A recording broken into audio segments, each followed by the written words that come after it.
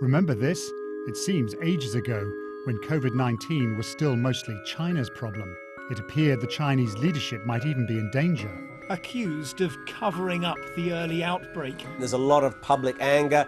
But now China is back, and it seems not letting this moment of global crisis go to waste. Demonstrators are on Hong Kong streets again.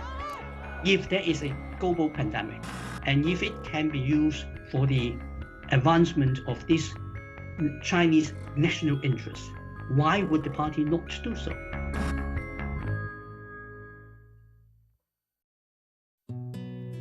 Back in February, there was fury on Chinese social media over the government's handling and possible cover-up of the outbreak in Wuhan. Dr. Li Wenliang was censored by the authorities in the city of Wuhan after raising the alarm back in December. There can be no doubting just how sensitive a moment this now is for China's ruling Communist Party. Weeks later, and a different scene. By now, the virus was a global pandemic, and China wanted everyone to see that it was now riding to the rescue. While America cut off funding for the World Health Organization, Xi Jinping pledged a whopping $2 billion to help countries deal with the virus. But it's not just over COVID-19 that China is now on the front foot. It's chosen this moment to push a new security law in Hong Kong, reigniting street protests, calculating perhaps that the world would be too preoccupied to react.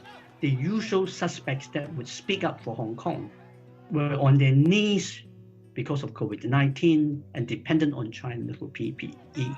It's perfect in terms of the international setting for the Chinese government to push a hard line on Hong Kong, and they took advantage of that. In fact, China's actions in Hong Kong did trigger a significant international response. But Beijing has been flexing its muscles elsewhere too. It's been asserting itself in the South China Sea, where Beijing's claims, using the so-called nine-dash line, have for decades put it at odds with many of its neighbours. In April, it declared 2 new administrative districts on disputed islands where it's been building military bases. Further south, Chinese vessels harassed a Malaysian oil exploration ship. It's part of an ongoing effort to prevent Malaysia and Vietnam from developing their own oil and gas projects.